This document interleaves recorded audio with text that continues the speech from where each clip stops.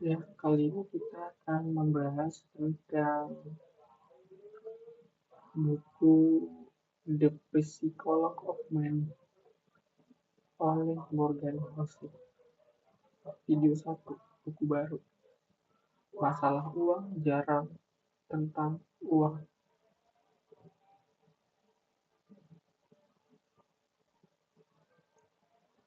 Bagian 1, pembukaan. Kita sering berpikir masalah uang adalah soal jumlah, kurang kurang uang, kurang penghasilan, kurang peluang. Padahal dalam banyak kasus, masalah uang jarang tentang uang. Masalahnya tentang cara kita berpikir dan bereaksi. Bagian 2. Orang pintar sering salah soal uang. Buku ini membuka satu kenyataan yang tidak nyaman. Orang pintar sering mengambil keputusan keuangan yang buruk. Bukan karena mereka tidak tahu, tapi karena mereka manusia. Bagian 3. Uang dan emosi selalu bersama. Setiap keputusan soal uang selalu bercampur emosi, takut, serakah, gengsi, dan tekanan sosial. Contoh, kita membeli bukan karena butuh, tapi karena ingin terlihat aman. Bagian 4. Kita hidup dengan pengalaman berbeda. Buku ini menekankan satu hal penting. Setiap orang punya pengalaman hidup berbeda, dan pengalaman itu membentuk cara kita melihat uang. Bagian 5. Kesalahan besar menyamakan cerita. Kita sering menilai perusahaan orang tanpa tahu latar belakangnya. Padahal apa yang masuk akal bagi satu orang bisa terasa gila bagi orang lain. Bagian 6. Refleksi pribadi.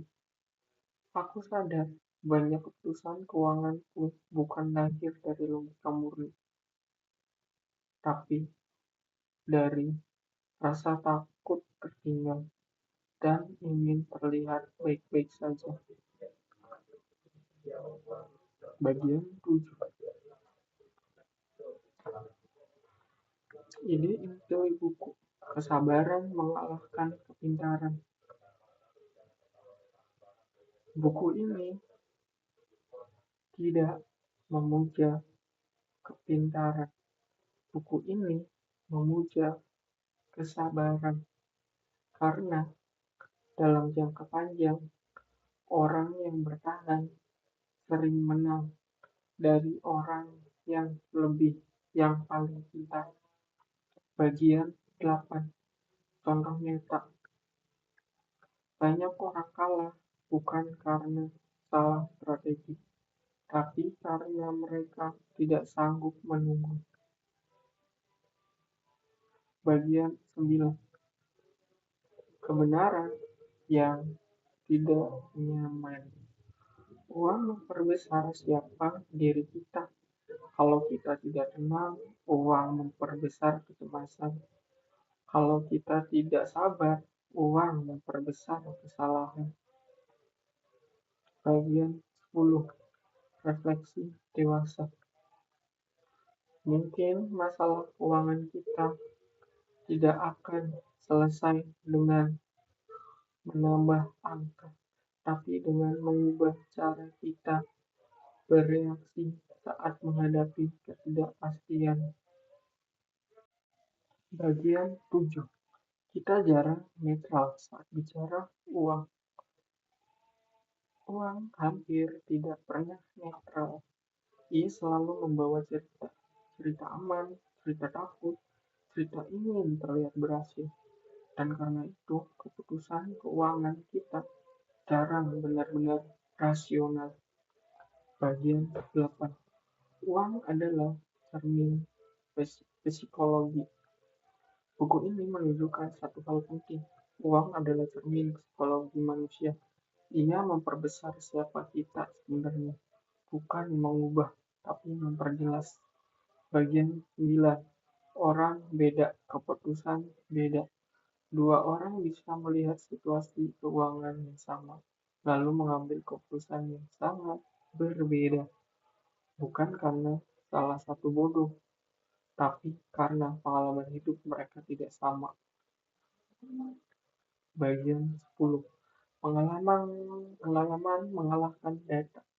Kita suka percaya data, tapi dalam praktiknya pengalaman pribadi sering mengalahkan data.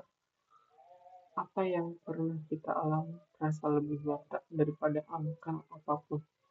Bagian 11. Contoh nyata pengaruh pengalaman. Orang yang pernah jatuh miskin akan sangat berhati-hati. Orang yang tumbuh di masa aman cenderung lebih berani.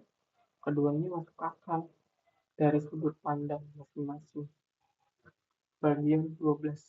Kesalahan besar menilai keputusan orang lain. Kita sering menilai keputusan keuangan orang lain tanpa tahu cerita hidup di baliknya. Buku ini mengingatkan keputusan yang terlihat bodoh seringkali sangat masuk akal bagi orang yang menjalaninya. Bagian 13. Uang dan gengsi. Banyak keputusan keuangan tidak didorong oleh kebutuhan, tapi oleh gengsi. Keinginan terlihat aman, terlihat berhasil, terlihat tidak tertinggal. Bagian 14. Kita membeli rasa aman, bukan barang. Seringkali kita tidak membeli barang, kita membeli rasa aman atau ilusi bahwa hidup kita terkendali. Bagian 15. Refleksi pribadi. Aku mulai sadar beberapa keputusan keuanganku tidak lahir dari kebutuhan nyata, tapi dari ketakutan. Takut tertinggal, takut terlihat gagal, takut dianggap tidak sukses. Bagian 16. Ide inti, kesabaran, kepintaran. Buku ini berulang kali menekankan satu hal dalam jangka panjang. Kesabaran mengalahkan kepintaran. Orang yang bertahan sering menang dari orang yang paling pintar. Bagian 17. Kita sering kalah bukan karena salah, tapi karena tidak sabar. Banyak orang tahu apa yang benar, tapi mereka kalah karena tidak sanggup menunggu. Bagian 18. Waktu adalah keuntungan terbesar. Waktu adalah kekuatan yang sering diremehkan. Bukan strategi rumit, bukan keberanian ekstrim, tapi waktu. Bagian 19. Resiko selalu hadir meski tidak terlihat. Resiko jarang datang dengan tanda besar. Ia sering tersembunyi di balik rasa percaya diri berlebihan. Bagian 20. Kita salah memahami resiko. Kita sering mengira resiko itu hal yang bisa dihindari. Padahal resiko adalah harga dari setiap peluang. Bagian 21. Orang bertahan memahami ini. Orang yang bertahan lama bukan yang tidak pernah salah, tapi yang tidak hancur saat kesalahan datang. Bagian 22. Refleksi tentang keamanan. Buku ini mengubah cara aku memandang keamanan. Aman bukan berarti tidak pernah jatuh. Aman berarti punya ruang untuk bangkit saat jatuh terjadi. Bagian 23. Kita terlalu terobsesi hasil.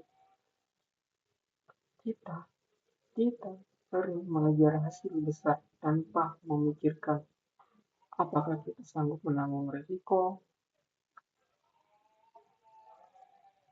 Bagian 24.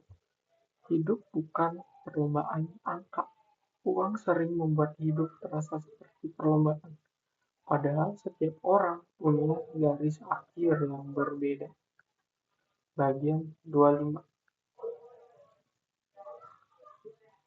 Kebenaran yang tidak nyaman. Banyak masalah keuangan bukan selesai dengan menambah uang, tapi dengan mengurangi keputusan yang didorong emosi. Bagian 26. Kekayaan dan ketenangan beda hal. Kaya dan tenang bukan hal yang sama. Banyak orang mengejar yang pertama dan kehilangan yang kedua. Bagian 27. Ketenangan adalah tujuan yang jarang dibicarakan.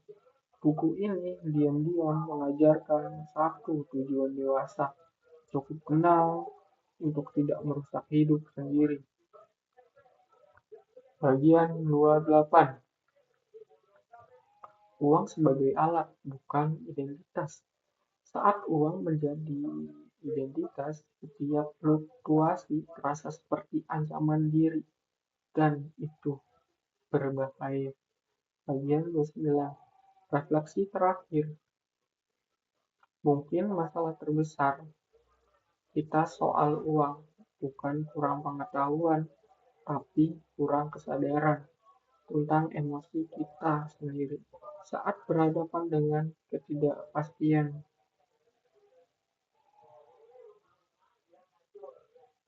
Bagian 30. Inti video ke-1. Masalah uang jarang tentang uang. Iya, tentang siapa kita, apa yang kita takuti, dan seberapa besar kita menghadapi ketidakpastian. Penutup video ke-1. Kalau aku harus merangkum pelajaran pertama dari buku ini, mungkin ini. Mengelola uang bukan soal menjadi paling pintar, tapi menjadi cukup tenang untuk tidak menghancurkan diri sendiri dengan keputusan emosional. Uang tidak menjanjikan kebahagiaan, tapi cara kita berpikir tentang uang sangat menentukan apakah hidup kita terasa aman atau selalu cemas. Besok kita lanjut. Kita akan bicara tentang kenapa keberuntungan dan resiko sering kita pahami secara keliru.